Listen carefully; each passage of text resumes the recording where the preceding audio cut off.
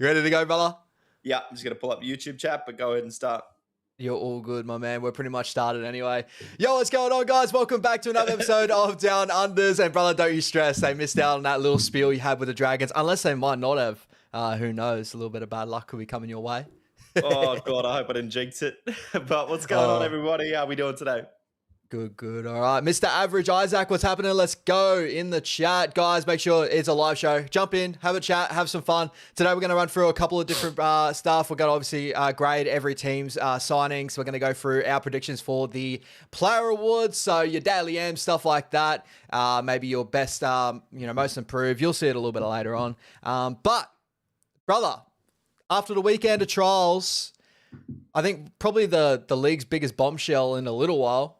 We saw over the weekend, Payne Haas. I discussed a little bit on Wires Up TV, guys, so sorry to our Wires Up TV fam that are going to have to listen to me spill about it again, but this is probably the biggest news going around rugby league. Payne Haas going over to the Rabbitohs in 2027 for a 3-year deal.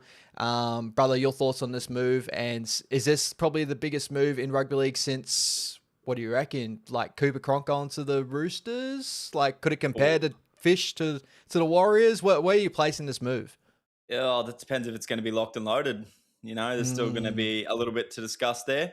But if it is locked and loaded, yeah, it's probably one of the biggest moves we've seen in a while. I think even Fish, Fish out of Penrith to the Warriors, probably even falls short of how big this move is. So I think this is more of a Cooper Cronk standard to the Roosters. Yeah, that's probably where I'm probably putting it at the moment. Like, I was saying on Wires Up TV last night, you can remember where you were. Most of these big moves are happening, and this one with Payne Haas, I was just laying in bed and kind of going over the trials because I missed a couple of them live, and I've just checked Instagram and I've re-scrolled again. I was like, nah, that can't be true, and then I saw it again, so I just sent it to you. I was like, no way, this is like the biggest like G up. But no, end up being the real thing. From all the news I heard yesterday, right, it came down to the Broncos apparently lowballing Payne Haas and him going to the Rabbits saying, hey, if you can pay me the contract I had at the Broncos, you pretty much got me signed, sealed, delivered. I'm seeing a couple other things only just coming out now that I think the Broncos may be trying to muddy the waters about that at the moment and saying that they've given him as much as they could as well. Where do you kind of sit on this? Have you seen too much around the Payne Haas move? And what's your thoughts of the reasoning why Payne Haas is maybe moving on from the Broncos? Could it be a bad thing going on with that club, or do you think it's more of a, him probably following his dad's favorite team? Like, where are you kind of sitting at with the Payne Haas stuff? You never really know, hey? Like, even what you see in the media, even what, the manager of the player tells the media, you never really know what's going on inside their head when that decision comes around. It could be just a simple fact that he wants to change. He might have different family there, or a different start, or a new challenge. Why not go be a leader at another club? That could be a potential there. Be a part of turning a club around. There's so much that could potentially go into it. I don't really think it's money related, because if it was money related, Payne Haas would go to Union. It's pretty straightforward, like he can chase a lot bigger money in a different code. So I don't really think it's money. It could be just a simple fact of wanting to play under Bennett again. Yep. So, like, who wouldn't want to do that? Why you still got the opportunity while Bennett's around. So that could potentially be it. Yeah, it could be down to a lot of things, man. It could be, for sure. Plus, like, I'm pretty sure one of his best mates in rugby league, so Dave Fafita, they, I think, were together around Keebra time at Keebra. So they've had a past relationship also playing for the Broncos. So he's probably a major part to the move. I heard a lot of things that him and Latrell are very close as well. So, but how good does that make that Rabbitohs team coming into 2027, brother? Like, within 1 year, that is an absolute stacked team. How are they going to make it work? Like, salary cap wise, it just seems like they are just got all the eggs in every basket. Like, are you sitting back and going like, the Rabbits the new, Sydney Roosters with the salary cap sombrero? What's going on there? They're sharing it around, eh? No, well, look, you still got to look at the Rabbits, and you have Jai Gray that's still on probably a minimum contract. You're probably going to have, the likes of Jack White and maybe Cody Walker hanging up at the end of this year, which will free a bit of cap space. You're losing Keon next year. Other than that, outside of Payne Haas and Cam Murray, their forward pack's kind of young and on the upcoming. Sean Kepi wouldn't be on a lot of money. They've lost David Moali. Their bench is still going to be pretty fresh and ready to bleed. So They do have some big money tied up, but they've still got some players there that wouldn't be on a hell of a lot. You know, AJ's probably on a decent amount, but not your high sevens or anything like that, like you're paying for other Mm. wingers. Campbell Graham, you know, he's probably on that 400, you know. Plenty of space there still in the modern day cap. So But does your mood kind of change on the Rabbitohs? Because coming into this year, I have them improving, but like we'll talk about it next week as well with our later predictions. I don't have them currently in my 8 just yet, but they're roundabout there. They're one of the teams I'm looking at trying to find a way to put into my 8 because I think that team's too good to be kind of in a, you know, roundabouts in that sort of way. But I think that a lot of that comes down to like Cody Walker, like, you know, how he plays this year. Because if that left edge, if it is Dave Fafita, Latrell, AJ, and Cody Walker on that same edge, I think that's Cody Walker is one of the biggest keys to the side this year. And if there's not Cody Walker, I feel like the drop off of the next guy down is, you know, Jamie Humphrey's a great player, Bud Sullivan's a great player, all that sort of stuff, but they're not Cody Walker in form. If he does retire, does that change your view set of their premiership threats? I know Latrell's still around about this year or next year? Next year when Payne Haas ends up coming. Like you It's saying it depending. before, I was like, Payne, this is like premiership, here we go. But you saying that maybe Cody Walker is probably another year off. You know what I mean? Like, does that change Yeah. this thought process a little bit? Oh, definitely. If the Rabbits stay injury free, they could be a threat this year for sure. So, you know, Yep. I'm making my prediction on them finishing in the top 8 this year. The simple fact that they'll be injury free. You know, you can't Yep. predict that sort of thing. And as for next year, well, I don't know if Walker will go around again or not. If he has another season like he did last year, I dare say he would look to hang it up. Who is out there for the market for the Rabbits to bleed next? Well, you know, they've still got Ashton Ward, is it? Yep, Ashton Ward's still there, yeah. He's a gun. He's a gun. I like him. I think he could fill that spot in there. It's 5'8" next year.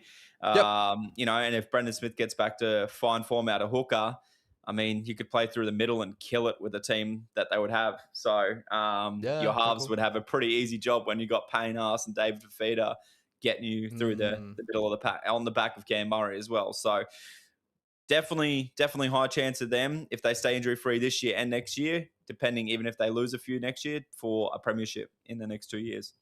And let's sway the conversation to the other way. The Brisbane Broncos, like, you know, the loss of what Payne Haas is to the Brisbane Broncos.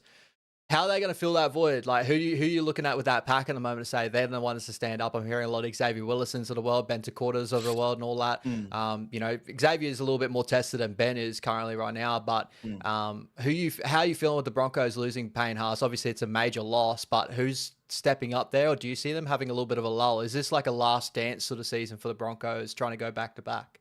I think so. I do think so. Like, yeah, these other guys could fill the shoes, but they don't have their name in highlights like Payne Haas already did, you know, where they're at in their career. Payne was already well established at their age that those guys are at now. So you think that they would be really kicking down that door already. And, you know, Xavier Willison has shown moments, but it's very, very inconsistent and it's not Payne Haas. Like, Paddy Carrigan's going to be a big shield there to carry for the Broncos, but again, he won't be able to do the things that Payne Haas does. And I don't think anybody really will. So it's definitely going to be a lull. And I also kind of think, in a way, this kind of shows that the Broncos are very tight in the cap right now. Like they're if it is the rumor is true that they lowballed Payne Haas, you know, Payne Haas would have been on around about the $1 million from last memory on that contract. That would mean that they are trying to tighten up everything. Obviously, they've extended Reece Walsh's of the world, Paddy Carrigan's of the world.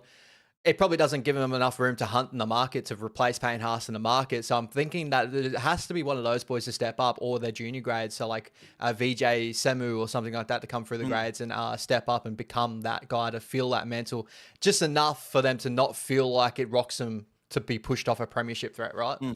Yeah, definitely. And I think they definitely could. You know, you could get by with an above average front rower when you still got the likes of Paddy Carrigan there. But, you know, now also Kobe Harrington, they've lost him as well, which it's Kobe Harrington, yes, but he's a guy that won the grand final with them last year and has now been moved on. So you're losing grand final experience as well as now Payne Haas next year. Yep. You're going to need to sign somebody somewhat decent to fill that role in the middle. Yes, you've locked down your halves for the next few years in Peasant and Ezra. Soon you're going to be on the look for a hooker, unless, you know, you float Billy Walters back in there when Ben Hunt goes. You got Walshy superstar, obviously. Yep.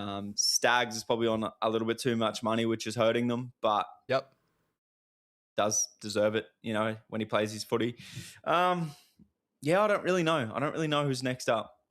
Yeah, it is a weird discussion, a weird sort of process for the Broncos to be in currently, just coming off of premiership, and this all kind of happening this season. Adam Reynolds going to be retiring at the end of the season as well. That's been announced, but definitely a lot more to come. Like, I'm sure the Broncos are going to be hunting in some sort of way to fill it. Like, obviously they got Orblicks Tuffer as well on the market, and we'll touch on that very, very soon on grading every team's pickups over the off season. But quickly jumping over to the chat, Tans has got some view sets of what's going on with Payne Haas, why he ended up moving. He accomplished what he set out to do with the Broncos, and he's played Origin, repped Australia, repped Samoa, won a premiership, onto the next challenge with the Rabbits. So that's probably where her head's at. Yeah, definitely. But they're quick. These players are quick to say, "Oh, I love this club, never want to leave." Better off comes along, they leave. Like it, you see it all too often. And I'm not shitting on him. Do whatever you want. At the end of the day, do what makes you happy. As long as you oblige your contract when you're there, I'm fine for players to jump around. I don't think they deserve the hate. I mean, there could be any reason that they want to move, something different. When you got that much opportunity, why wouldn't you want to live in different states and make the most of it, of your short little footy career? You get paid to live all around Australia. Who knows? He might even say, I might go to New Zealand for 2 years. I want to live over there. How good would that be? That would be lovely. Come over, Payne. Feel free to come over. And quickly here from Tans as well. Will Ben Takuta be ready to be the next man up? I feel like Madge has probably done him tough by not giving him more game time last year, and now it's going to come back to bite him a little bit, because he could get a fair bit of game time this year, but you also want to go out on high, giving Payne as much game time as possible. But then next year you're left short. So whereas if Takora played a few games last year, a few more this year, he would be 100% ready for that next roll up. But you've kind of cut him short of NRL experience by just really leaving him out of the side week in, week out last year. So what are your thoughts on that? Yeah, there's a lot of different rumors with Benny too. He's been in a career crossroad in a sense of like the NFL. Actually, he was kind of looking the NFL ways sort of thing, because big body, kind of follow the same sort of trajectory as a Jordan Mailata as well, if he was able to go over to the NFL and make it work in that sort of sense. So I know that turned his head a little bit, but I also have heard, personally, family friend as well, that he loves training under Madge. He loves being at the Broncos in a sense as well. So maybe he is just waiting for his turn, and his turn will come. I think there's a couple of things that Ben obviously still needs to work on. He's such a big body, and in Dupros, like in those moments, there's probably more side to side movement, like ruck recognition, stuff like that. As a big man, he does get himself caught out at times, but he's got all the potential in the world. I think I agree with you in a sense of I would love to see Madge probably play him a little bit more to kind of ease him in, because the only way you kind of improve in first grade is playing first grade. You can only improve so much just playing New South Wales Cup, right? 100%. And Queensland Cup. I'm always looking out for the locals or someone that through someone. So I was just lucky enough to play with his brother at Deception Bay. So obviously want Big Ben to go really far in the NRL. And if not, hopefully maybe the Dolphins will pick him up and give him a good run, come back to the junior club. So yeah, a ton of potential under the big man, and really, really good. And Tans here, haven't really seen much of him, to be honest, but is he too slow? No, definitely not slow. Up and down, he gets up really, really good. It's just natural with a bigger boy, kind of side-to-side movements, kind of how you beat him most of the time. And I think a lot of that comes in time in rugby league, how he positioned himself on the field. But he does everything very well. So yeah, great footy family, great dad, which was a great player, great coach. So yeah, I'm sure we'll see the best out of him. He's probably is just buying his time, and Madge is an experienced campaigner. He's going to play the guys when he thinks it's right, and not really break their confidence by giving them false hope, or chucking them in too soon. So I dare say whoever playing up his sleeve, what great organisation doesn't. So and the Broncos, it's a talent. It's an atmosphere going out to their game. So they're going to be able to recruit any talent that they really want at the end of the day. No one's going to scrunch their nose up to play for the Brisbane Broncos with the way that they do things. Yeah, no way, brother, no way. There was a quick thing I actually wanted to bring up to you. This is going well off script as well. It only just popped up on mine. Recently, no script at all, really, honestly. You're talking about, I think it was last year, the year prior, or when you were playing footy, there was a young fella that was in that Moreton Bay Raiders program that jumped up with you guys and that. Charlie Dixon? Yeah, I've seen the articles of him. Yeah, you've seen the articles. Did you see, there wasn't televised the trial or whatever, but absolutely killed his trial for the Dolphins. It does look like he's going to get like a little bit more runs in those sort of sides this year. What have you seen out of him as well? Like, he's a guy that's got a lot of potential as well. I just saw that it just popped up in my head. I was like, I saw him score a try in the trials. He's doing a lot of good things for the Dolphins. But Charlie Dixon, brother, someone that closer to home. Bro, workhorse. I don't, haven't really had a chat to him personally, but he's old man's president there at D-Bay. And his dad alone has probably one of the best footy minds that I've seen. There's no bullshit with him. It's all hard work. So if his son's taken anything from his dad's coaching, it's definitely that. And you really can see that about him. He's got a lot of probably Ruben Cotter, I would put it down to. Yeah. It's just heart and work. And he's got a lot of good ball skills for a big boy at his age. So really excited to see him come through Ready Juniors there and hopefully get a crack in the next few years. So I'll be looking out for him on Supercoach in a couple of years' time. Massive shout out to Charlie Dixon, brother. I just want to bring that up in this moment while we're talking about Ben Tekorto and some juniors coming through. Shout out to ARW. Good to see you back again, brother. Yeah, bloody oath. Welcome back, boys. Let's go. Yeah, so for the Bay there, bro, honestly, they're doing a lot of good things. Even their girls have come a long way. And I think a few of them have been recruited for trials down in Sydney and stuff like that. So the little club, man, is doing wonders. Hopefully see a few of those boys in the future come through the younger grades. I think they're 15s. No, they're 16s. I don't know, 15s or 16s took it out 2 or 3 years in a row. So, a few of those boys will be ones to watch in the future for sure. Yeah, 100%. I've heard all the good ones coming through, but I just remember you talking about Charlie Dixon and saying this kid's a gun, keep an eye out. He's definitely a guy I've bookmarked at the moment, but you're 100% right. I think that footy around the area, there's been a lot of great talent coming out of this area as well. Northside hasn't been without talent in future. Usually the South Side is the one that always gets the big acknowledgement for talent in rugby league, but Northside definitely can hold its hand up in the fight as well. Tons in the chat as well. I saw Fletch on SEN, and I'm curious to know on who this large person is. Does he play for Manly? So this is something I have knowledge on. If you watched our SG Ball game over the weekend in round 1 SG Ball, there's 2 brothers. So there's Ashton Large and Atoni Large. On Atoni Large, he is playing for Manly this weekend in our trial. Keep an eye out for him, number 6. He's a really, really good 5'8" coming through the system, absolutely killing it.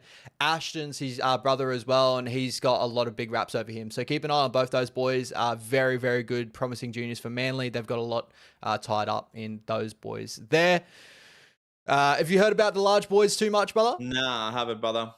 Make sure you keep a bookmark on those boys, especially for Supercoach in the future. Got a lot of high upside. And with Lukey Brooks and stuff, there is an opportunity for those boys to crack it, especially the 6-man bench stuff too. There's probably an opportunity to see them this year as well. Okay. I'll keep an eye out on them, their trials this week. Chat's going mental too. Shout out to everyone in the chat as well. But guys, if you're jumping in now, jump into the chat, say hello. Mind blank here, but who'll be in for the Broncos halves next when after Renault retires? Yeah, it's just been answered there in the chat as well. So good community work. Pezzett is doing 1 year at the Eels, and then he's moving on to the Broncos, Jazzy. So I think the Broncos have done a good move there, but unfortunately it's come at losing Kobe Black.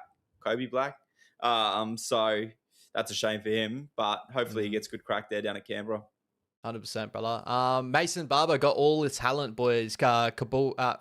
Cowboys young gun from Northland, New Zealand. I've seen a lot of his highlights. I watched him in, I think it was Schoolboys. He played for the Queensland Schoolboys and also played Australia Schoolboys from memory, and then played Kebra. He's been in Q Cup systems for a little bit. He's a really talented kid. Did you go to see him in the trials? No, play for the Cowboys. Yeah, he's got to try against your boys. I checked the final score and I had a little laugh to myself that we nearly rolled the Cowboys with everybody that they named. So, shout out to our young boys. I didn't get to watch it. I've still got to try and watch that back at some point this week and see if some of our young talent coming through. But I'm glad the boys held their own. Well, to be fair, brother, your first half, you're down 28-0, and then the Cowboys pulled off their boys, and your boys came back and brought it to, I think, what was it, 34-32 at the end of the day or something like that? 34-30 or something like that. So, yeah. So, means our junior system's a lot better than the Cowboys, I guess. But keep an eye on that Mason Barber kid. He's really, really talented. Obviously, Scotty Drinkwater's in that role, so I don't see him probably cracking first grade in a little while. Like, I still hold Scotty Drinkwater to high regard, so that's 100%. Interesting. But yeah, with all the chat of Payne Haas and the big signings that are, going around rugby league, brother, we may as well jump over and do, as we said last week, grade the off-season transfers from each and every team. Any sort of order, we kind of discussed this a little bit pre-show, brother, but any order you want to go with, or do you want to go with maybe go on zero tackle and go on top to bottom, Brisbane Broncos downwards? Yeah, I think just do that, brother, the alphabetical way. Beautiful. All right, sweet. I'll set it up beside us and we'll be ready to go. Guys, make sure you jump into the chat. Let us know your gradings for each team's signings in 2026 gains. So starting off with the Brisbane Broncos, my brother. So the gains here, notable games is Grant Anderson, Tom Duffy from the Cowboys, and All Blacks Tuffa, and a whole ton of losses. The big notable ones, obviously, Selwyn Cobbo and Kobe Hetherington for me. Even a young kid like Latrell Seagwalt is a decent sort of loss. He's a good fullback that South end up getting. But from those guys, brother, there's positives and negatives. Where are you kind of sitting with the Broncos? I kind of just went them with the B. We'll quickly run over how we're going to grade this. So we're going to grade this as A+ is absolutely amazing recruiting. Didn't lose anybody big or anything like that. The positives outweigh the negatives by a landslide. To go with just a standard A is a good signing or good signings. B has stayed the same or similar, so they might have lost a good player but gained a good player in return. So it's a like-for-like situation. Or they didn't really lose anybody of significance and they'll just kind of keep moving on. C is lost a good player or good players. D is lost great players or multiple good players. And E is lost multiple great players. So hopefully no teams have really lost that bad, but you'll find out our ratings now. So yeah, for me, brother, I'm just going to go with a B for the Broncos. I think losing Cody Black is a big one. He was probably their future there, but they got Peasant coming next year. Tom Duffy, I still like the looks of, so that's kind of a like for like signing there with the Cody Black move.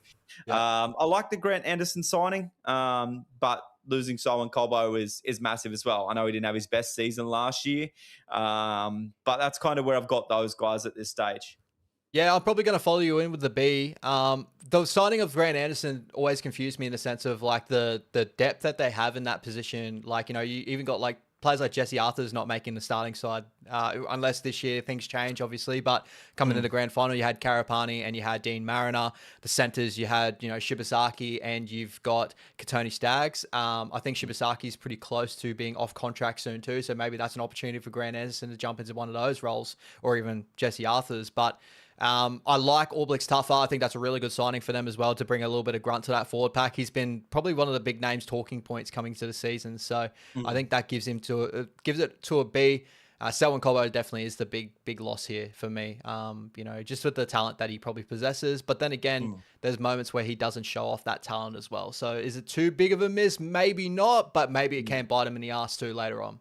Yeah, I definitely think whatever the Broncos lost, they've kind of replaced it in some sort of way here. So it's not going to affect their team too much and no re-signings. Ask me next year when Payne Haas leaves. This is an E recruiting. Yeah, that's a massive one there. Sound to ARW, still can't believe the Perth Bears didn't sign Kobe Black. Hand the young man the reins like the Dolphins did with Isaiah Katoa. There still might be time, brother. Perth's not in until 2027. Yeah, that's right. So when we get down to Canberra, which is up next, we'll see how long he actually is going to be at the Cowboys, at the Raiders. Sorry. So there might be a move there down the line. All right. So we're giving the Broncos a B. For that one. Moving over to the Raiders. So big notable signings. Kobe Black, as we just discussed, from the Brisbane Broncos. Jaden Brayley, which is a little bit of an iffy one for me. I'm not too sure where he kind of sits with his pecking order, but still a good signing with that. Dane Laurie and Sione Finau. I think that's a really decent signing as well. And there's a lot of rumors that he may actually be pushing for a starting role this year as well. I don't know what that means for Xavier Savages of the world or anything like that. We'll wait and see how that plays out. Losses, big notable losses. Jamal Fogarty, and I would say probably that's about it. You got Mania Wettere, that is very, very talented from what I've heard, but I haven't seen too much out of him, to be honest, to say that yes or no. But other than that, they haven't lost any too big. Like Pasami Solo's a decent loss there, but Trey Mooney is a big loss, I think. Like, decent loss for their development. But how you feeling with the Dragons, signings in the season, brother? The Raiders, you mean? The Raiders, sorry, yeah. Yeah, well, Obviously, no Kobe Black there off contract. So, yeah, he won't be going to Perth in 2027. He's at least at Canberra for 2 years that we know of. Yep. Oh, yeah, we go 2028. Never mind, it's right in front of me. Look, I originally gave Canberra a C when I looked at this. And I don't think they have lost much other than Fogarty. You are right. And gaining Kobe Black, Jaden Brayley. I like the Dane Laurie signing, but I just don't know where they use him. Yeah, agreed. Solely going off how well Canberra did last year and how well of a season Fogarty had, I'm going to think he's going to be a big loss, and I'm going to give them a C, which is just under, it's a pass mark, but it's our grading of losing a player, a good player. And, yeah, it's just a pass for me, I think. Yeah, I put a lot of stocks into losing Jamal Fogarty. Not to say that he's the out-and-out best half in the world now, but I still think losing a halfback of Jamal Fogarty that you built from last year and has a lot of sturdiness, and then you're bringing in Ethan Sanders or Kobe Black that are still untested in first grade. They're still probably for me a little bit more leaning towards the way of sitting as a C for the Raiders. I don't think they've gained anything too crazy to be B, but they haven't lost anything too hectic to be a D. That's where I sit in C, right? Yep, I agree. Just scraping past. Yeah. How do you feel with the Jaden Brayley move? I kind of just put it out there a little bit. Obviously you got Starling. They needed it. I don't think they needed it. You got Owen Paddy, who is obviously so talented and the next man up. And you kind of put pressure on that role by adding another piece there. I know Jaden Brayley just replaces Danny Levi leaving, but I just don't know. I guess you got to have backups and you still got to field a New South Wales Cup team. So yeah, it's probably what they're thinking. You think maybe Jaden Brayley to the Perth Bears 2027? He comes off in 2027, so that kind of lines up maybe. Maybe, yeah, if he's still playing. So yeah, wait and see how that plays out. So C for the Raiders as well. So we got a B for the Broncos, a C for the Broncos, C for the Raiders. B for the Broncos. Yeah. Yep. Moving over to your boys, my brother, the Canterbury Bankstown Bulldogs signings. I actually like the signing quite a lot. Cade Dykes, if you can get injury-free, kid's a really, really good fullback. Sean O'Sullivan, Leo Thompson. I like those signings quite a bit, actually. With the losses, you haven't lost anything too hectic, in my opinion. I think the biggest loss out of all these is probably Reed Marnie for me, and that's more so just what he brought to the Dogs, that leadership he brought to the Dogs in such a tough time. But when you actually look at a grand scheme of things, I don't think it's too massive a loss. Toby Sexton is an okay loss as well. But other than that, I feel like a lot of these guys are pretty replaceable. Curtis Morin's obviously a big one for your heart as well, like a hard worker. That's a decent loss there too. But I think for me, personally, if I want to jump ahead with this, I'm going to go a B for the Bulldogs, mainly because they've replaced what I thought they needed. And I thought they needed a big front row. I think they needed someone like a Leo Thompson. I'm really impressed with Leo. I think he's going to be great for you guys. And even having Cade Dykes, someone that's in the junior grades. We saw some of your junior fullbacks over the weekend in trials. Not blowing everything out of the water just yet. You got this young kid that you got over from the Titans as a gun. But Cade Dykes definitely for me, if he gets fully healthy, he jumps all those guys. And he's going to be the one to push Connor Tracy to his best form. Not to say Connor Tracy's going to lose his role at all, but I think Cade Dykes will definitely push that. So I'm going B for the Dogs. Yeah, it's a tough one because I do I did like Luke Smith there. That's departing us. We got to see him in a debut game last year. Blake Wilson, I did like when he played for us. Definitely Curtis Morin. Joseph O'Neill was as a young talent. You can make an argument for Toby Sexton and Reed Marnie being a big success last year. But with everything we're losing, I think we're going to strive forward. I like the direction we're moving. No distractions. We're sticking to our guns on what we got and the likes of Mitch Woods coming through. And then to add what we definitely did miss last year and a big prop of Leo Thompson there. I like the Sean O'Sullivan's shout for a backup there for origin time and stuff if Birdo gets in. And yeah, Cade Dykes is really untapped potential. And then add the re-signing there of Viliami Kikau. I am leaning towards, that I'm going to go an A just because we've filled what we wanted. We've shaken the distractions and I think we're going to be in a better boat for it. But looking at all those off contracts, I'm a little worried about what we do there. But again, not any massive names in there, out of those following season. We'll get to that next year, but probably Jack Todd I'd be the most wanting to hold on to out of those. 100%, brother. 100%. No, I can definitely see an A out of that. I think that you guys have filled the spot that I think that a lot of people have been questioning. Just obviously halfback's the one thing we want to see, and you obviously got Galvin, you got Mitch Woods that are sitting there as well. So you can't really say that you haven't really filled those positions. But the Doggies looking good in the off season. The Sharkies, 2026 gains. They have gained absolutely nobody, and they have lost Daniel Atkinson's, Cade, Dykes is two big names there. Max Bradbury, a fairly unknown player there too. They've re-signed Jesse Colquhoun, and I think that's this is a guy that's carried a lot of hype in the offseason for me. Your thoughts on the Sharkies here? It's got to be fairly low because they've lost. Well, they gained nobody, and they lost Daniel Atkinson, who's good for them, but I think he'll do better for more the Dragon stocks than what he did for losing for the Sharks. 100%. Yeah, definitely. Look, I'm going to go with C. It's nothing that's going to disrupt their week in, week out NRL squad, in my opinion.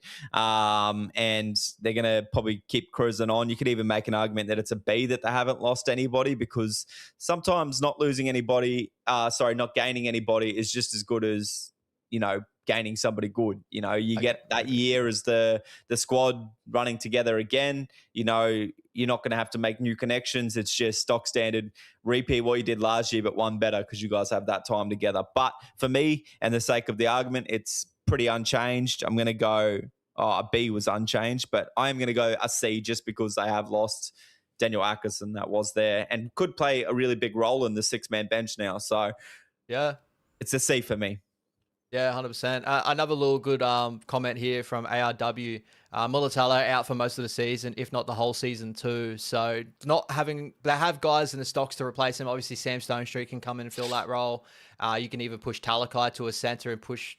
Actually, no. I think Sam Stonestreet's probably just going to fill in that role for the time period. Yeah, or Hiroti. So yeah, I think in that, for me, I'm going to stick with the C. I think that, yeah. For me, it's like there's no gains there, so it's pretty like vanilla.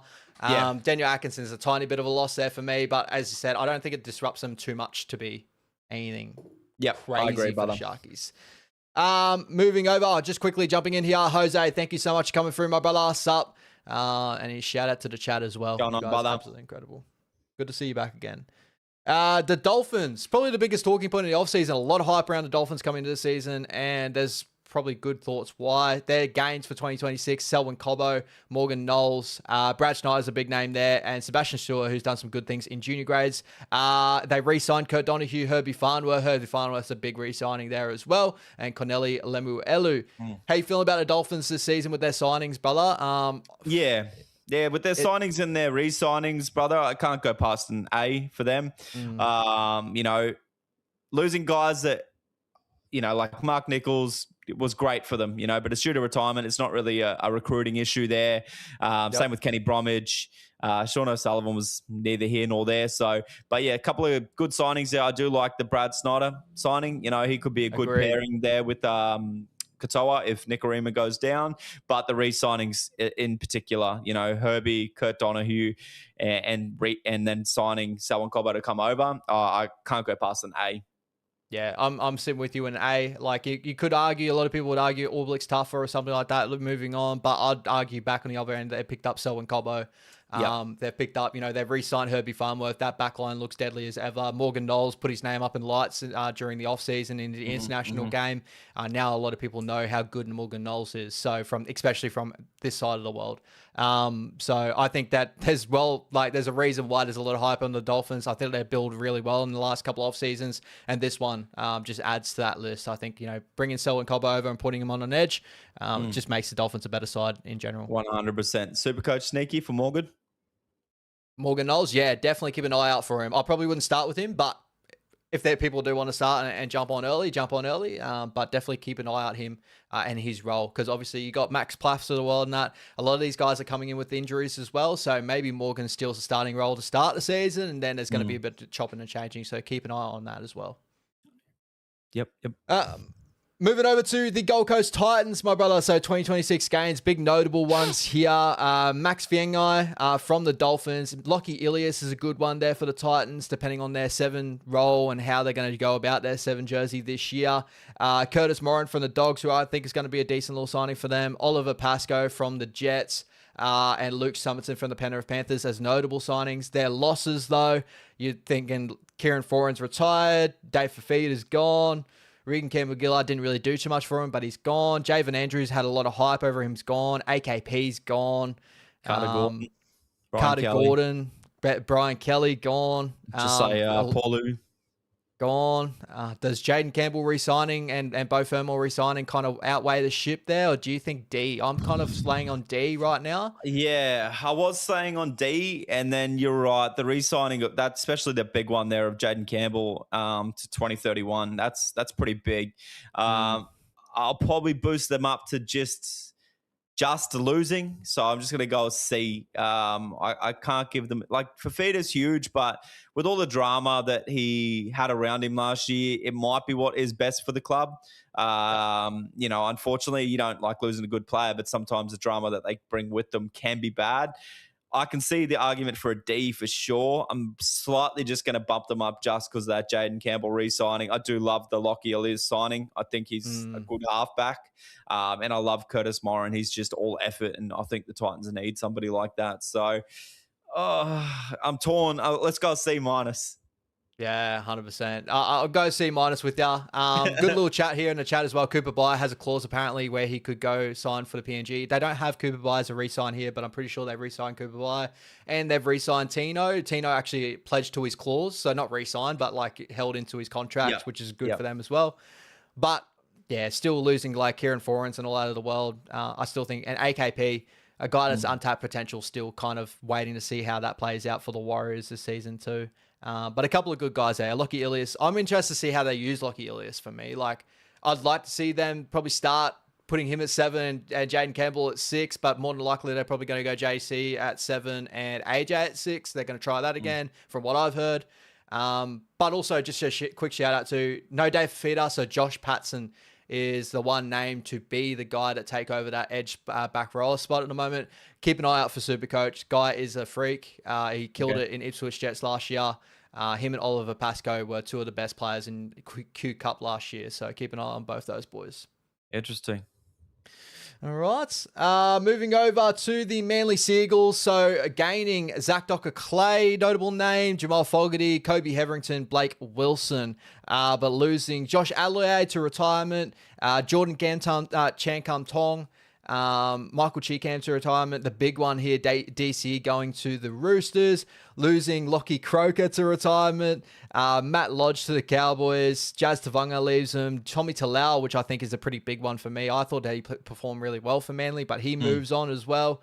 Brother, just seeing all this, where you're kind of sitting with them. Jake Simpson resigns and Corey Waddell, but I think losing DC is massive for me. So yeah, definitely is massive. Couple of good little signings there,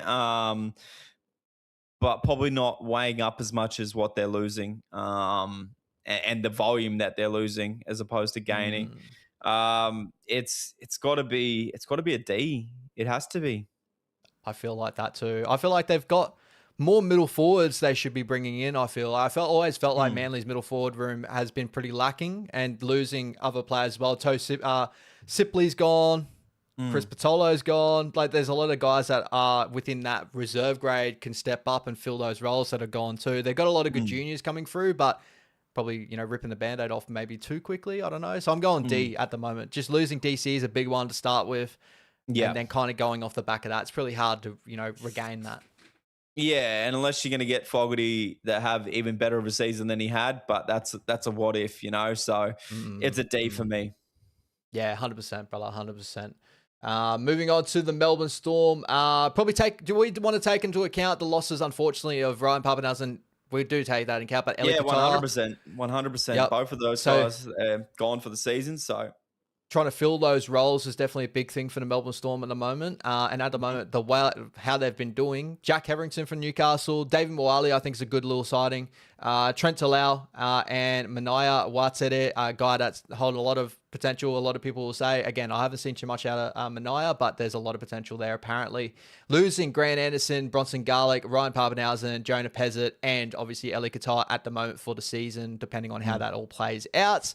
re-sign Harry Grant. How are you feeling about the Melbourne Storm's off-season? They don't have Josiah Pulu from the Titans in the gains, even though he was on the losses for the Titans. So, Yep, strange that's a one. good one. Look, losing Pappenhausen, and then if you're taking into consideration Ali Katoa, Grant Anderson's been great for them, and Jonah Peasant, they're going to struggle around Origin time.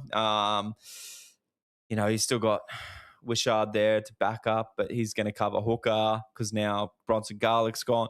Yeah, it's another one for me. If you're taking into consideration all those, it's got to be D. It can't be better than a D.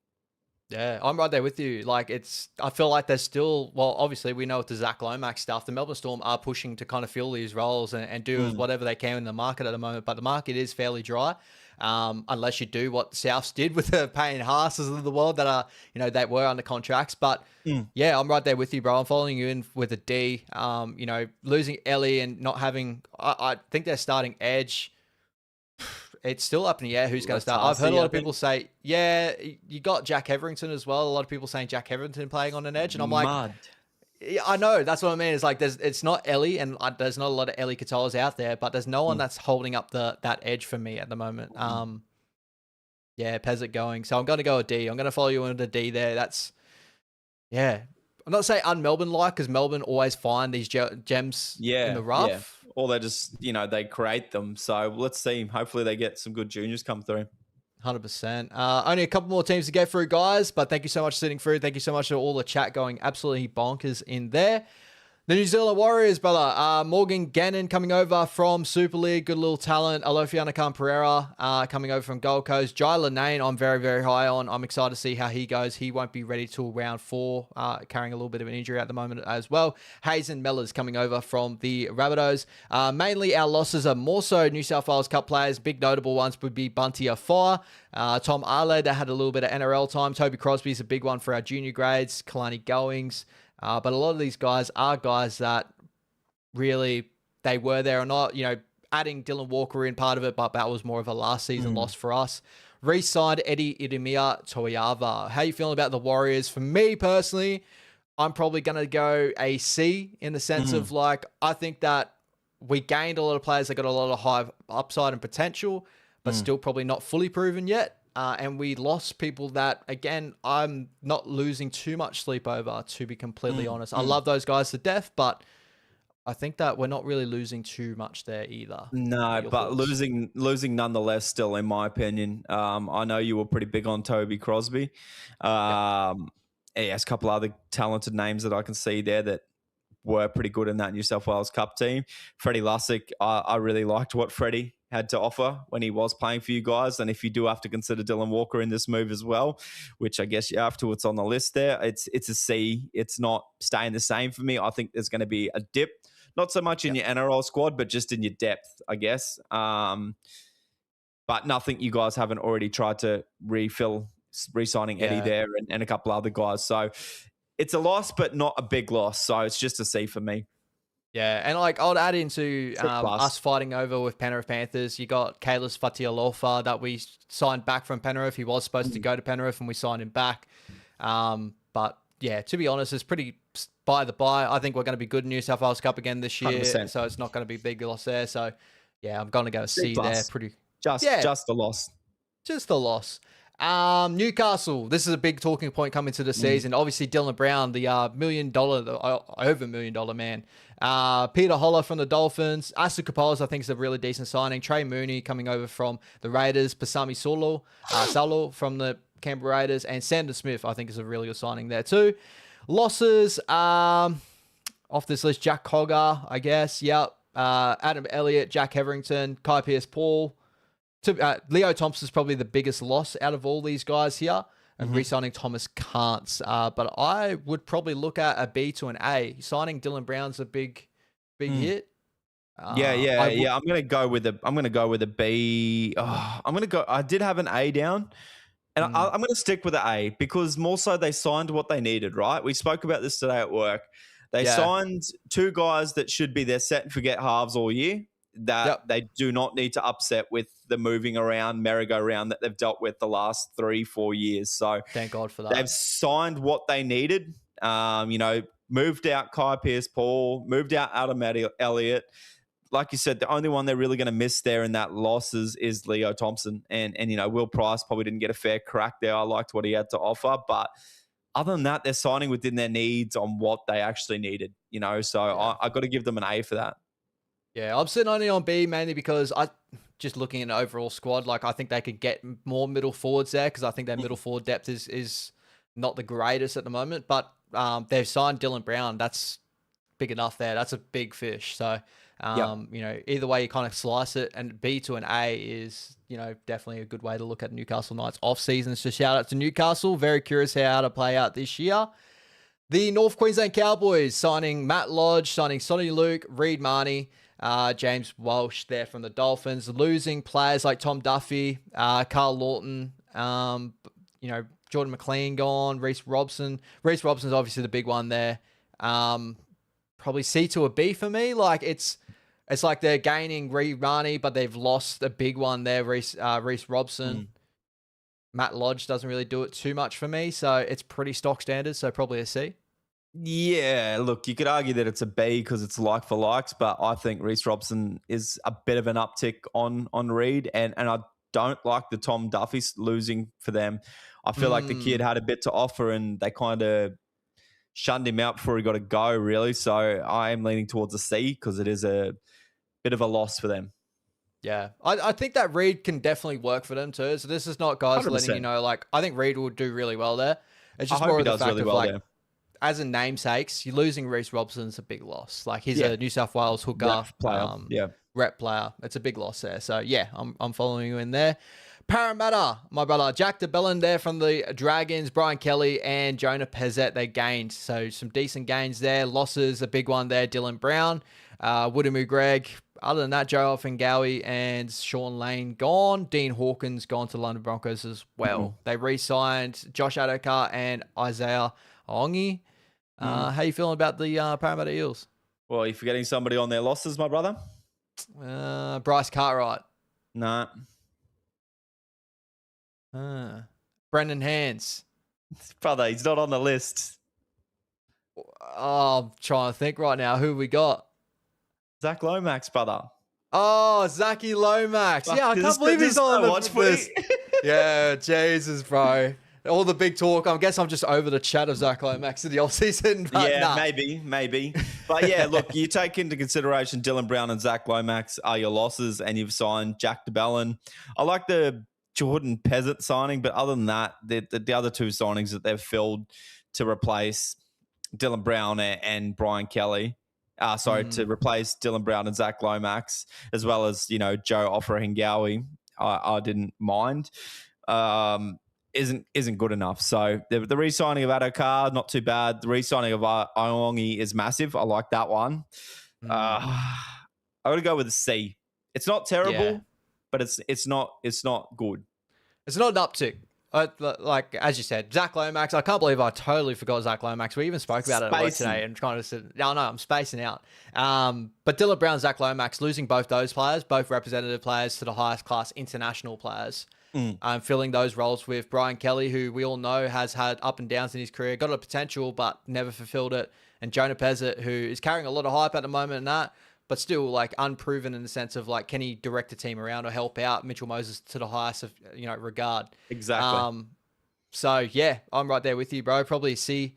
Some people can even argue a D in a way of like they actually are losing. 100%. They're losing some talent.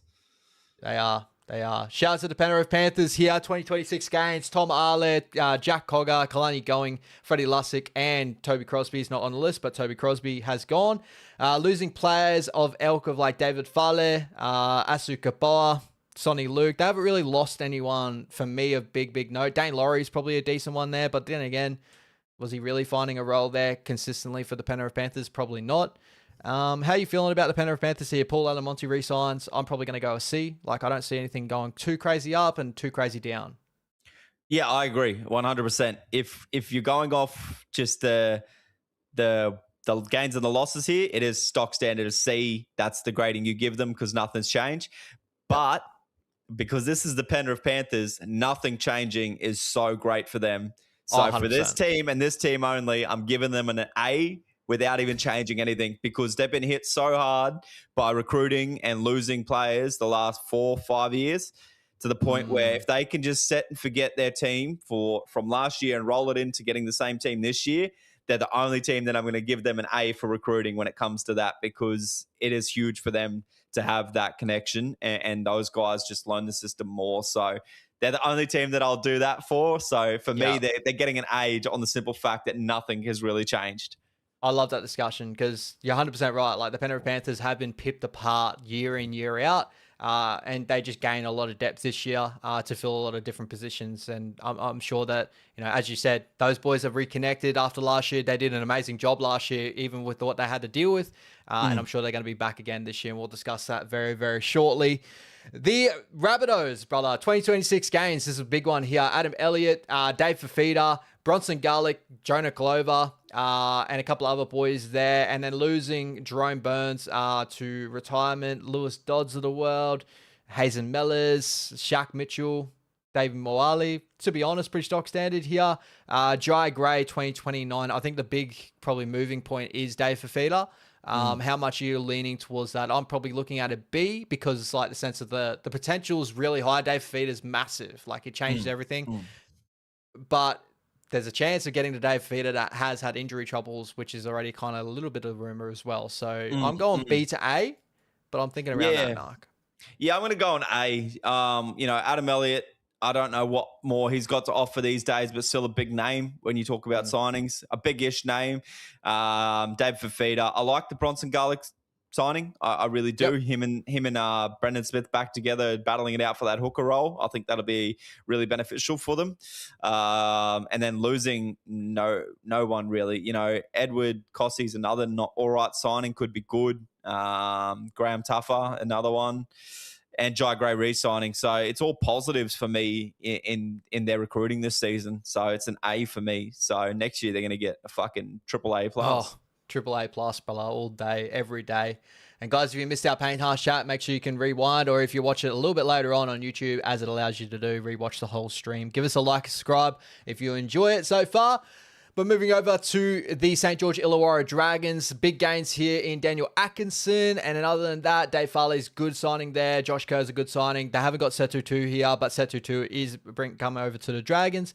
Losses, they lost Jack DeBellin. They've lost Tom Eisenhoof, who, at Rugby League 26 had a 90 overall player, or 89 overall. So that's a massive loss in my book. David Clemmer, Lockie Ilias. They re-signed Ryan Couchman and Kyle Flanagan. For me... there's a bit going on, but not a lot going on. Like a C plus is probably where I'm sitting. Like Daniel Atkinson's a great signing for them, but does it really outweigh too much? I'm not too sure. No, I agree with you, brother. C plus is pretty warranted here. Not a whole lot of big gains or big losses really. So it's pretty stock standard. We're gonna go C plus. Agreed. The Roosters. This is a big one here. Oh, yeah. Daly Cherry Evans coming over. Cody Ramsey's a good little signing. Shout out to Cody. 100%. Good to see him getting a little bit of contracts going around. Reece Robson and Tommy Talau. And only losing players. Brendan Smith's a decent little loss there. Sanders Smith's a okay loss. Dominic Young happened mid-season last year. Zach Dr. Clay. Re-signing players. Yeah, Blake Steep, a lot of their juniors. Tedesco is a big signing there. Robert Toy is a big re-signing there as well. So, yeah, brother, how are you feeling about the Roosters? I'm thinking A+. Yeah, it's an A+. Has to be. Yeah. Names on paper, experience, international, everything through their gains and their re-signing. Crazy. You can't argue it. So it's an A+ for me. Always been shrewd in the market. They always find ways to pull these sort of things off, and just another year of that. Does it turn out to be a great year for the Roosters? We'll wait and see. It's not really dictating on that, but with names coming over, names on paper, this has to be an A+ for sure. 100%, man. They must have good Christmas parties or something.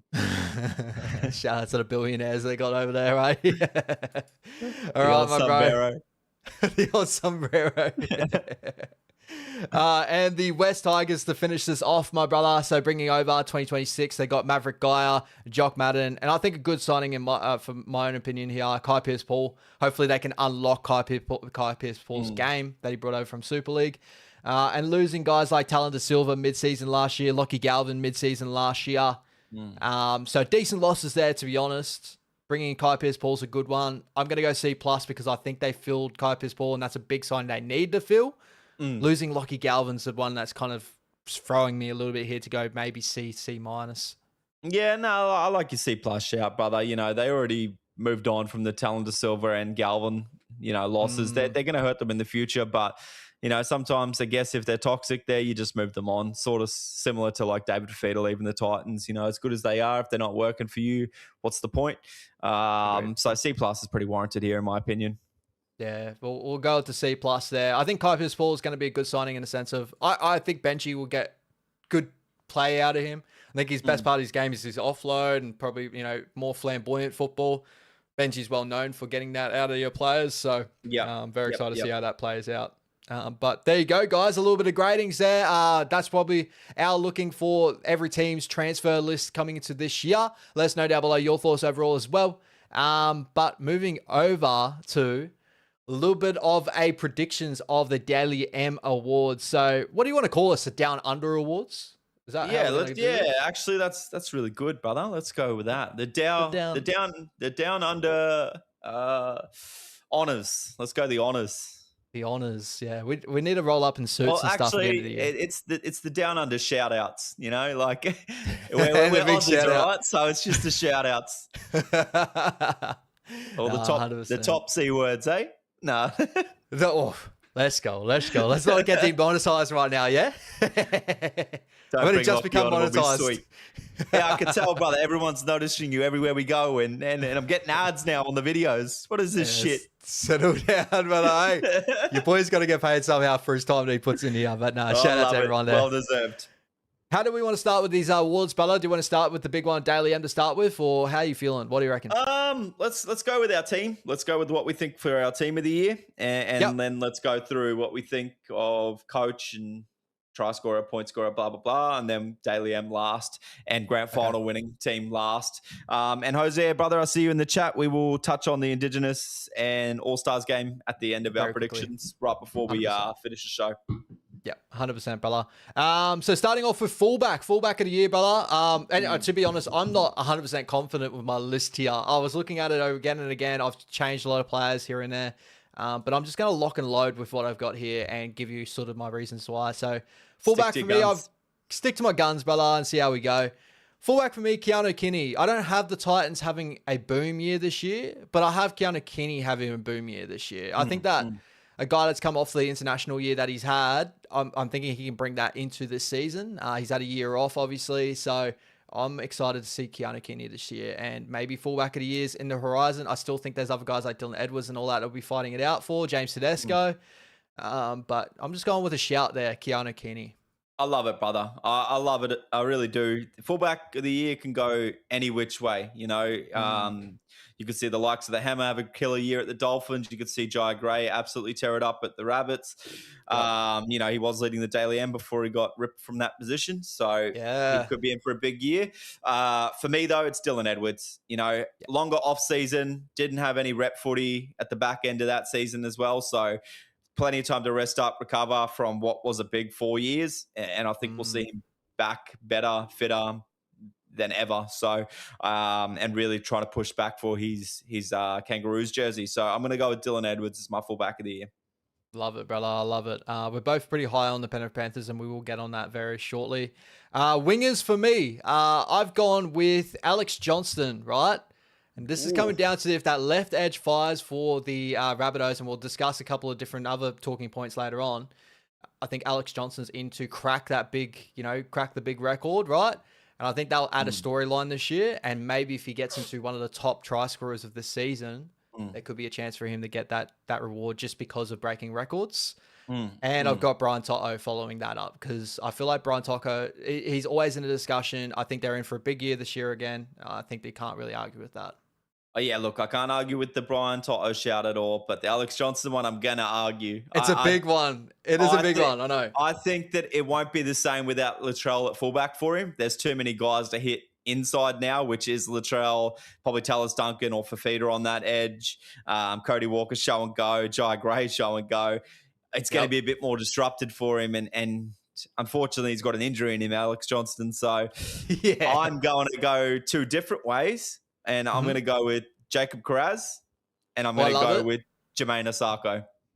Yeah, I was having Jermaine. We'll discuss Jermaine a little bit later on as well. But no, I love both those shouts. Jacob Carraz started the season with a little bit of an injury cloud, though. You worried about that at all? See how that kind of with his year? He'll be all right, brother.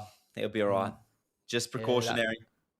Yeah, he's good, brother. He's good to go. He's good to go. No, I love those shouts. But shout out to Alex Johnson. I'm kind of going storyline, bro. I reckon storyline always carries over with these sort of things. Remember what was it? Cam Smith winning the Clive Churchill a couple of years ago, and Ryan Papenhuyzen had the better game. I thought out of the two. Remember last year, Melbourne Storm Grand Final. Did win it, brother. Yeah, everyone got paid. Oh no, he did win. No, everyone got paid out. Cam Smith won the thing. That's right. That's how that played out. But a lot of these storylines do come out to be true. Like, was it Billy Slater won the Player of the Series at Origin? Yeah, last year or something. Yeah, exactly. So I'm kind of going off those sort of vibes. I like it. I Daniel Tupou was a big shout as well.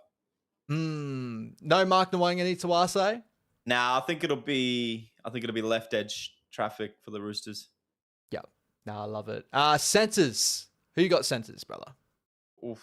I reckon we'll have one, the exact same here. Yep. Should we shout it? Case McLean? No. Oh, I like it. Oh, yeah, I got Casey McLean as one. I'm very high on Casey this year. I think that maybe we won't then, because I think I know who you're going to go for your second one, and it's probably not the same as mine. Herbie Farnworth. Oh, it is. I went with Herbie Farnworth as one of my centers as well. Yeah, I think Herbie inside of Selwyn, that back line, yum.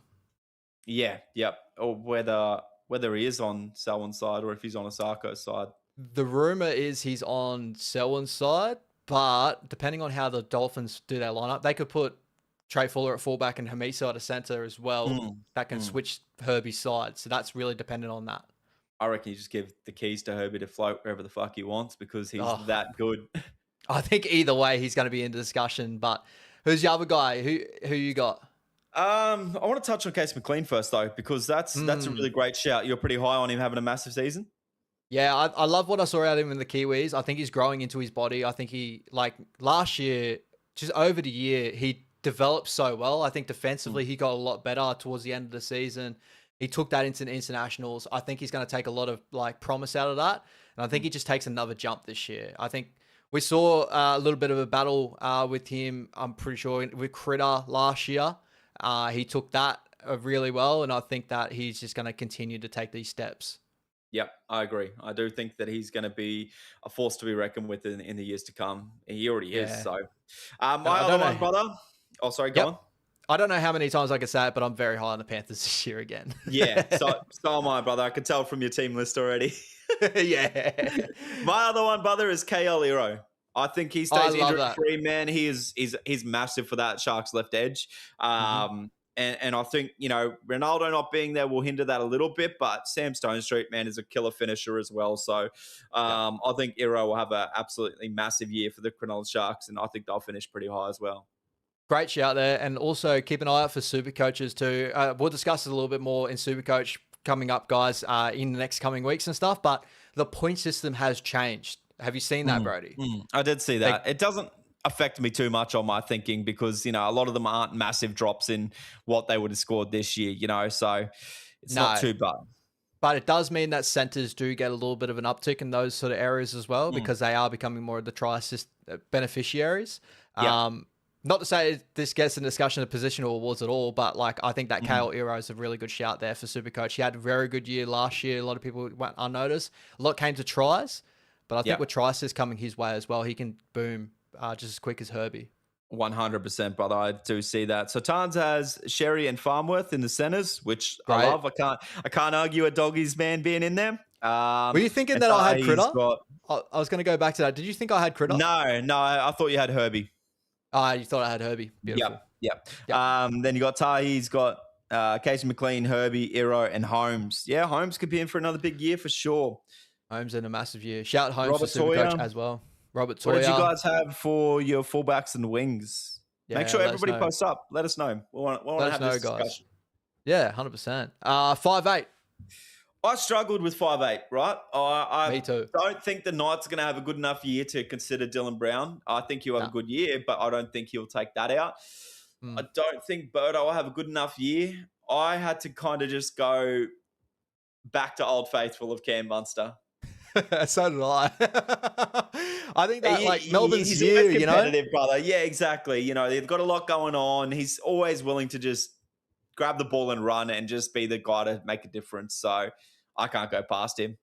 And like whether this affects it too much or not, but no Eli Katoa on the right side. So Jerome Hughes' side is going to be kind of at a deficit in a sense.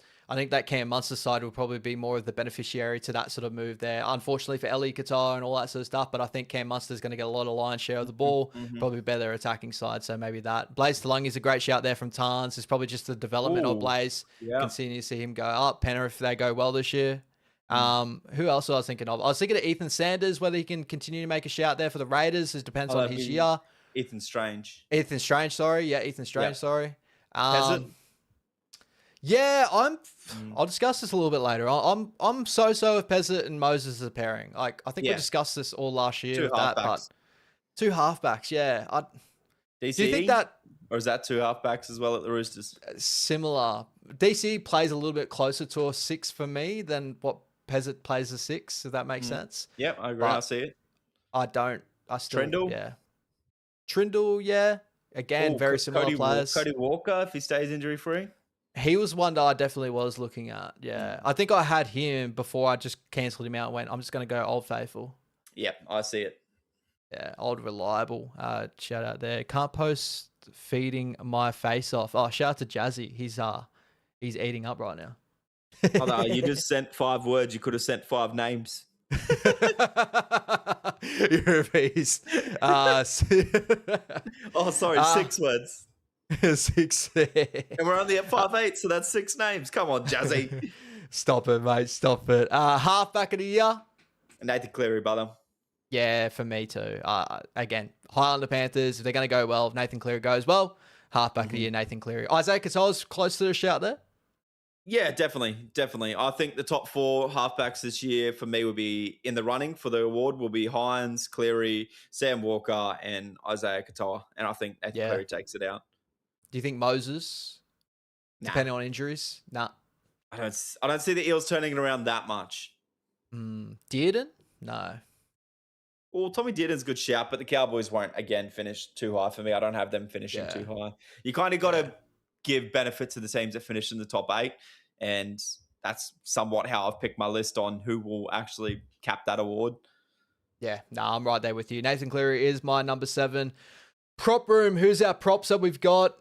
For me, I've went back to Old Reliable here as well. I went Payne Haas as number 1. I think Payne's in for a big year before he leaves the Bronx. And the other one, I went Terrell May. I think Terrell May led the Daily M's for a little period there. I think he's going to pick up a lot of notable, again, for the Tigers. I was thinking of Adam Fanor-Blakes. I was thinking about those guys. Have you got another name that I'm not thinking of right now? No, I went AFB, Payne Haas. Yeah, that's probably Joe Tarpany, good shout. Yeah, I just think the Raiders, not their forward pack regresses because they're still going to be incredible, but I think the team regresses a tad, so I think that regresses it for me. Not to say that Terrell May and the Tigers are going to go incredible this year either, but I don't know. It's tough because, you know, you got to give credit to the top 8 teams. We've seen guys win and the bottom 8, they win the individual awards, but I can't go past AFB and Payne Haas. Agreed. Yeah. Stefano, maybe. Stefano could be there. Keon there in the chat from Tahi. Moses. J.F. Page. Yep. If Leo Thompson and you guys boom this year, Leo Thompson's in for a shout, I think. Yeah. He's more of a defensive player, but yeah. Yeah, I think Fish is a good shout. Fish is a good shout. Yeah, I love those ones. Edge back row. Jacob Preston, Hudson Young. I went something different. I went a little bit Smokies here. Well, not Smoky in one. Liam Martin's one of them. Okay, I see it. I've heard in the offseason he's training with Roger Fabry and he's getting a lot of his speed work done as well. So I don't know how that's going to impact him too well, but it's good to see him training as always. And Leka Lasima. I got to throw a warrior in there. Yep. I think Leka probably just adds on to his game. And if he does get a starting role, which a lot of people are predicting, I don't think he does this year. But if he does, more out of Leka, more highlights out of Leka, might be able to force the hand of an edge back row. Yep, I can 100% make arguments for those two guys without a doubt. I thought of Dylan Lucas. Yep. I thought of Jacob Preston for sure. I thought of Viliami because I think Kikau was leading Dally M at one point this year, last year as well, from memory, right? Early on. Maybe. I'm not too sure Very about that early. one, brother. It was very early, but yeah, that's the way I kind of went with that. Okay. All right, finishing off lock of the year. You forgot Hooker, but yeah. Isaiah Yo for me, brother. Yeah, I've gone Isaiah Yo as well. Again, just leading on to the Panthers, I think they're going to be very hard to stop this year. Cam Murray, good shout if he can bounce back injury free. Paddy Carrigan. And Tino, the other two good shouts. Tino, yep. Corey Horsburgh, maybe. Yeah, it depends if he plays up front or lock. Who knows? Yeah. And shout out to Aaron Clark, our boy. Always be around. 100%. Actually, Aaron Clark's a great shout. Yeah. And hooker of the year, I didn't name this, but off the top of my head, I'm probably going to go with Harry Grant again. Who are you kind of thinking of? I'm going with Blake Brayley to take it out back to back. Yeah, it's good to see Blake Brayley kind of get notoriety now. But yeah, I think it would be definitely out of those two. Like thinking of anyone else. Reece Robson. Yeah, Reece Robson with the Roosters. I just think that there's going to be a lot of storylines with everything else there. I think Reece Robson at the Cowboys didn't get a lot of the big name. I think with the Roosters, a similar thing happens. Wade Egan, no shout? Nah, I think with a 6-man bench, we're going to see Sam Healey. And I think that's going to take a bit of minutes out of him as well. Okay. Api Coruscant? Oh, yeah. If the Tigers do all right, but it's too hit and miss there. Do you feel like Api Coruscant has gotten underrated? Yeah, I do. I really do. Yeah, I've always feel like these discussions now, like it's Blake Brayley's obviously, and I'm happy with Blake Brayley being in discussions and all that, Reece Robson in discussion, but I feel like Api Coruscant's been fallen off by everyone, and I think that Api Coruscant's right up there for one of the best. 100%. Yeah, 100%. Crazy. Yeah, good. It's probably too many injuries, to be honest, which has made people forget. Yeah, fair call. Hudson Young's a great shout there, Tans, yeah. Not too young, sorry. I thought Hudson Young for edge back row, but always a good shout. Yeah, Bailey Hayward. Could be a killer. Definitely a good one. Edge back row, she got All Blacks tougher. I told you everyone's really high on All Blacks this year. I understand why. Very aggressive player and Lecker. Gotta love Lecker. Are we doing, what do you want to throw out a bench player? Someone to watch? Yeah, we'll go bench player. I'm just going to throw my man Sam Healey. I think that we saw a little bit of it last year. Yeah. And I think that with some time this year with a 6-man bench, yeah, that's my boy. Yep. Yeah, I love that shout. Yeah, Connor Watson. Who else we got? I'm trying to think of the top of my head. I'm gonna go Kurt Mann. Yeah, Kurt Mann's a good one. He's always a great one there. Great shout. So I can't really think of anyone else at the top of my head, really. Because who knows? Anybody else should be probably trying to push the start, So exactly. We'll leave that there. Yeah, 100%. All right, moving over to the other main awards, brother. How are we going to do this one? What do you reckon? Point scorer, try scorer? Are we going to go Daly M straight up? Let's go point scorer, try scorer, rookie, most improved, coach, Daly M. Okay, all right. So point scorer? Point scorer and try scorer for me is Jay Masako. I've got Jermaine Asako for point scorer. Mm-hmm. And I've gone with the storyline AJ, the top try scorer, because he's going to get Winger of the Year. Yeah, I can see it. I did have Daniel Tupou there, but I'm going to go with Asako for both. I'm just curious to see. I was going to put Selwyn Cobbo in a roundabout there too, but I thought that was a bigger jump for him.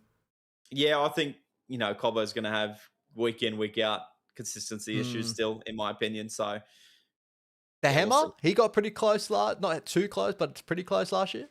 Could be a shout. Yeah, 100%. If the Dolphins play anything like they did last year, but hopefully we see them try and take a bit more of a defensive mindset. I think that'll take them a lot further in the comp. Yeah. And we all also kind of already discussed knowing into Arce and Daniel Tupou, you're kind of thinking they're going to be a little bit more left reliant again. Yeah. And they kind of split it. It's not really one side dominated. Yeah, I think the Dolphins, their attack was the best attack in the competition last year, I think, 100%. From statistical. So I think that's a really good shout there from you. What we went point scorer, try scorer, then we're going to go rookie. Yeah, let's go rookie. Give us your shout, brother. I don't really have one at this stage, I don't think. This is all dependent on if the Dogs rip the Band-Aid and do it. I'm going Mitch Woods. Oh, I like it. That's a great shout. Yeah. That's if they jump and just do it. But that all dependent on, they looked in trials, they're going to go Galvin and Burton. Yeah. So they're probably going to go that again. Well, who's a rookie that's guaranteed to start? Have we got a list of those guys? Is Trey Mooney considered a rookie anymore? I think he's played too many games. I don't think he would be. I don't think Peasant will be either. Nah. Ethan Sanders at Canberra. Ethan Sanders, yeah, at Canberra. That could be a big one, depending on how they place this year. Yeah. Big one that I'm watching out for, Zydus, that's playing for the Manly Seagulls. I don't want to butcher the last name. I do apologize there, but he's a young hooker. It reminds me so much of Manasi Fainu. So he's in for a shout to be in the pairing with Jake Simpkins. So keep an eye on for him. Okay. I don't really know if there's many others. There's Faimani from the Titans, that young Toto clone they all claim about. I'm 50-50 on how he goes this year. There's a lot of hype over him. I watched him a little bit in the Warriors system, and it wasn't crazy noticeable. So I'm curious. For me, I'm going to go Setu at the Dragons. Yeah, that's a great shout, actually. Yeah, Dave Farles is there as well. So there's a couple of guys there. Halangahu, did he play too many games last year to get it? I don't think so. So he might be considered as well. He's a big watch for sure. Just depending on game time with the Dragons too. Let's move on. It's hard to pick a rookie at this point of the season because you don't know who's exactly going to get a run. But I'm going to go with Setu or I'm going to go with Easton Sanders. Beautiful. Most improved? Yeah, my most improved is going to be Jerome Luai. Yep. All right. I like it. So Tigers, you're pretty high on the Tigers in a sense then? Nah, not pretty high, but I just think they will be more improved again than they were last year. And I think this man will be wanting to get back to his best form. Yeah, I like it. I've gone Leo Thompson. Yeah. I'm high on that signing. I just think coming off the Knights, Knights having a down year, I think if you guys have a boom year and he's the sole contributor in the middle, I think he's going to get a lot of praise for that. So Leo Thompson. I agree, brother. Most improved team, because I did a team as well. Did you have a team? Yeah, it's the Rabbits for me. I had the Penrith Panthers. Going from 7th at the end of the year ladder wise, I got them. I've got them. Well, in my ladder at the moment, I've got them taking out minor premierships. So that jumps up more spots, one more spot than the Rabbits, but the Rabbits were my second one. Yeah, I see it. I do see it. Yeah. So 2 good shouts there, I believe. Parramatta could be a shout there too for other people there if you're looking at, but I think the Rabbits are in for a big season as well. Yeah. Coach of the year? Cleary. I've gone Christian Wolf. Ooh. It goes away from my whole Penrith sort of thing going on at the moment, but I think if the Dolphins go from outside the 8 to a top 4 berth, if a lot of people are predicting that, I think Christian Wolf is going to have a lot of big hand in that too. So are you predicting that? At the moment, I've got him outside the 4. You gave him Coach of the Year? To Christian Wolf. I wanted to shout out a different name. I put in Ivan Cleary, and then I went, I want to be different. So I put in Christian Wolf, to be honest. I want to be different, but I want to be wrong. Well, I was like, I want to discuss this with you. There's Christian Wolf, I do see it. Because I think of other coaches there, I can't see, like, if Bellamy has an incredible year after losing players, I guess, like, I don't know. Ivan's probably the shoe-in at the moment by the looks of it. Yeah, well, for me, it should be just kind of whoever finishes minor premiership or takes the comp out, and which is Ivan Cleary. I'm going Ivan Cleary, so. Yeah. But I love the Christian Wolf shout. Yeah, I think they're going to be well improved. Wayne Bennett for most improved there too, so he could be in for a shout, I guess, for the Rabbits if they get to top 4 or anything like that. You know what I mean? And that will leave us to, do we want to go grand final winners before Dally M? Yep. We've gone through everything. Yep. Grand final. Penrith Panthers. Who do I told you this before. I think they will play the Brisbane Broncos. Okay. I'm going to go with the Panthers Roosters, and I'm going to go with the Panthers to take it out. Ooh, big one. I like it. And I get to see Cherry Evans cry.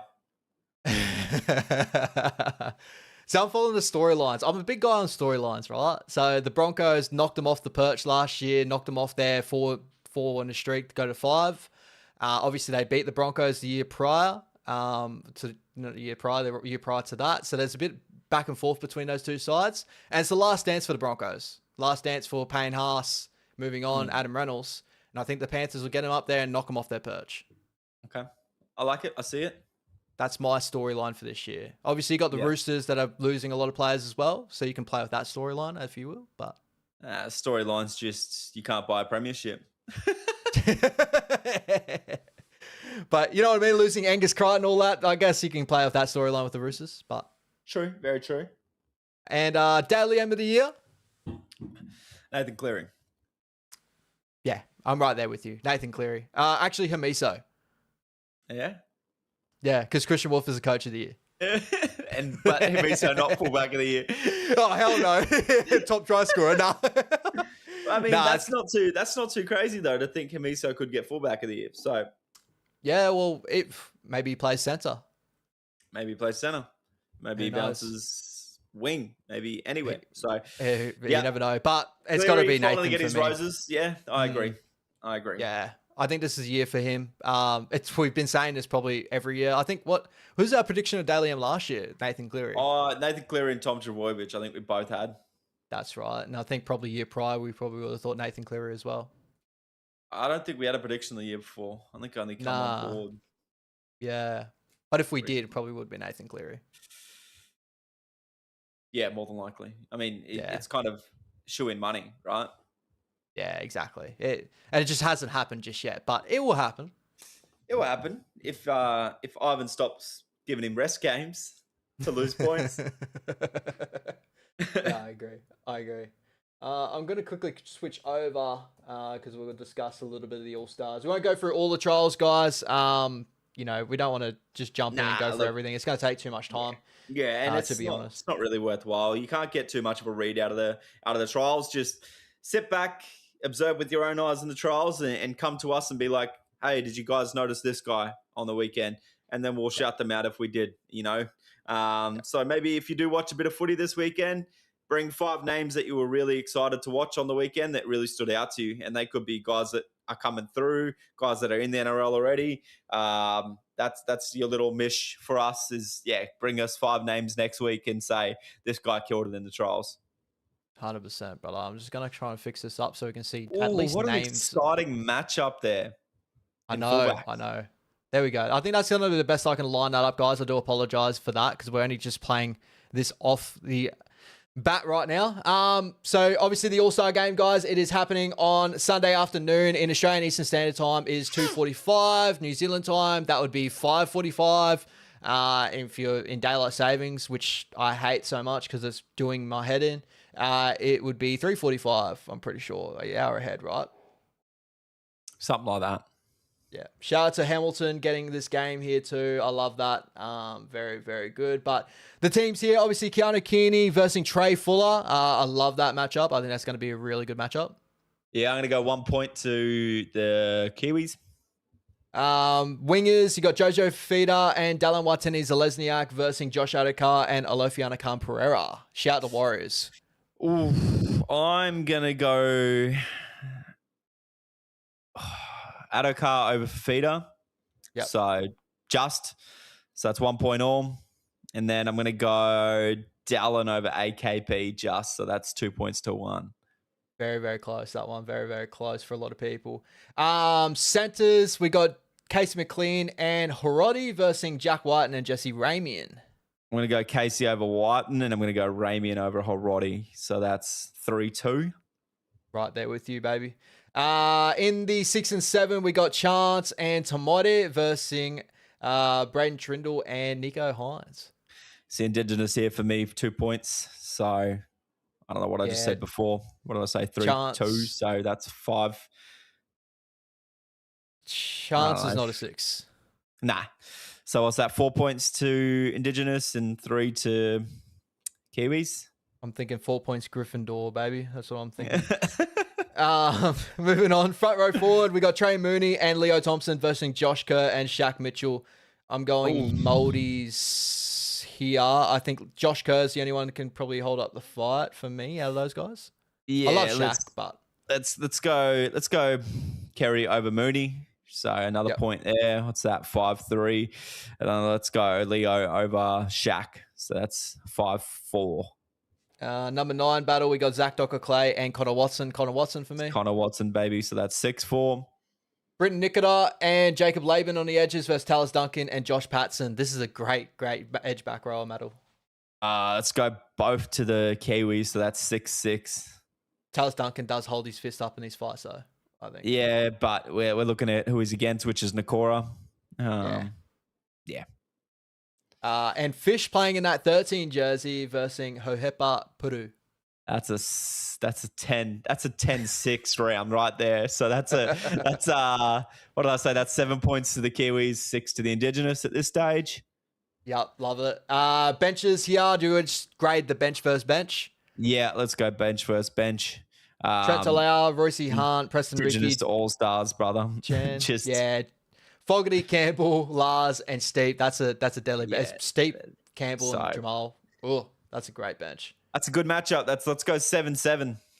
And reserves, I'm pretty sure reserves are open to play this game as well. So you got obviously Bompy, Arthurs, and Wetere versus Pasco, Tohi, and Brent Wolf. Shout out to Brent Wolf in the Dolphin system. Kiwis, I guess, 8-7. Take it out. And then what about coach? We got a coaches? Coaches battle. I'm pretty sure the Multi All-Stars coaches are Adam Blair. And the Indigenous coach... I actually don't have a clue off the top of my head. I apologize. Let's leave it at 8-7. Hey, how are you feeling about that game? How are you feeling about that game in general? I know we're just going through the team list, went for 1-for-1, but obviously, you can't just go 1-for-1. Are you thinking Indigenous All-Stars? Can they hold up in the fight here? Forward pack of the Kiwis is probably a lot better. Yeah. I think they're going to win the battle through the middle. And I think Tamare will do enough to get them by to get enough points. Whereas I feel like you can have the best halves in the world. If your forwards aren't doing a job for you and they're getting dominated, you're going to struggle to get any field position. So I'm going to go with the Kiwis here. Yeah, in a close one. I'm just swaying towards the Multi All-Stars, but players like Campbell and all that are swaying me just because of the attacking upside that they got there. So very, very happy to. I can't wait to see this match. I think it's going to be absolutely incredible. It's good to see players like Trey Mooney and all that get put up in the main stage for the Multi All-Stars this year. There's no I think last year they had Joe Tarpany. Oh, no, Tarpany didn't play last year because they played Vegas and that. But Fish played. Laban played. Yeah. Let's go 24-20 to the Kiwis here. Yeah. I'm going to go 20-18 Multi All-Stars. Right. I like it. I like this matchup. I think it's going to be really good. Shout out to everyone in Hamilton. Hope you guys enjoy this game. Anything more you want to add quickly before we go, brother? Obviously, Supercoach away. Anything in the chat that you want to chat about quickly? No, there's no real Supercoach questions this week, so let's keep it under wraps. Reveal to me, Ash, one of your Supercoach players that's a lock that you will not be touching from now till game time. We'll give them that little sneak peek. We didn't reveal any last week, did we? I think we revealed one maybe, but we revealed some sneaky hints, but we didn't really say this is who we got. So tell me who you've got. How do you like the chance takers as the name? You know, I did 10 tenners last year for Tanner Boyd. The chance takers for Chance Nickel Clockstag Festival. That sounds pretty cool, right? Yeah, I think that one's a lot better than Tanner. At least he plays NRL. Shout out. Tanner's going to start the season for us, Bella. Maybe. Oh, yeah. Metzi's still out, so you're right. You know what? I'm just going to do it.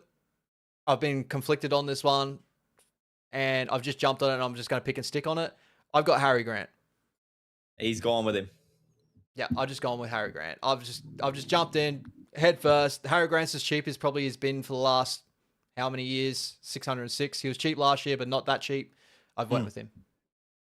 I like it. Who you gone? My lock and load untouchable is Herbie Farmworth, especially with the new scoring system. Yeah. I was trying to fight up. I've got Valentine Holmes just playing around there at the moment, but he's going to go to Herbie very shortly. I was playing Valentine because of goal kicking. But with that one name, Ash. I know, mate. I know. I'm playing around. Ash is spilling all the secrets for you guys. He's just bursting at the seams. We are 2 weeks away from our team reveals, all right? We'll do that leading up to Vegas. Next week is our ladder prediction. Exactly, guys. So make sure you get excited for the ladder prediction. If you got any Any queries or anything like that, make sure you chuck them in the comment section down below. It's definitely going to be an interesting year, Supercoach-wise, point-wise. So if you want to figure all those out, there's a lot of great Supercoach channels out there too. But from what I know, it's changed to the NRL scoring system, not the Fox League scoring system. So there is a different view set of try assists, stuff like that, and even tackles. So it changes Terrell May's stats a little bit as well, because Terrell May is really good for third man in tackles, stuff like that to get those points. So keep an eye on all those stats as well. Yep. I like just for that. helping people out there. I like Tan's shout there in the chat as well. Not a bad shout. Other thing to be mindful of, will Supercoach add 6-man benches? As in like for their reserves? Yeah. I don't know. Should they? And then like you just get 14? You just get 17? Like you get 4 bench players? They're still doing the 18th man thing, right? Are they this year? So one will fall out? Yeah, and you flex. So you're thinking probably add another one like that then? Like maybe just let you select six reserves, I guess. And just play off the back of that. Yeah, I'm pretty open to that if they open it up, because it's kind of in a way one extra reserve now. So go just another one add in, and if like those 2 fall out, so it stops the 0.1s, if that makes sense, for the low points. Because let's say you've got, you pick 4 bench guys, right? 3 of those guys are bench players, like for their respective clubs, don't get a run. You're fucking you shit out of luck. Oh yeah, 100%. I think that's the like for Supercoach out there, that's probably the biggest worry with the 6-man bench stuff is. Yeah. 1 week you can see a player get for 60 minutes or 40 minutes off the bench. Next week it could completely change. He could get none or 15, and you get like a 2. You know what I mean? So yeah, definitely. So that might be the risk you take on having interchange players instead of just all starters. Yeah, you're probably going to have to be hunting for guys that you know are going to be playing week in, week out in starting positions than you are guys that are sitting on a bench that you're hoping being impact players. Yep. So it's more important than ever to get some cash cows going. Yep, 100%, brother. Anything more you want to touch on before we go? That's all for me, brother. Beautiful. All right, guys. Appreciate you guys out there. Thank you so much for being an amazing chat as always.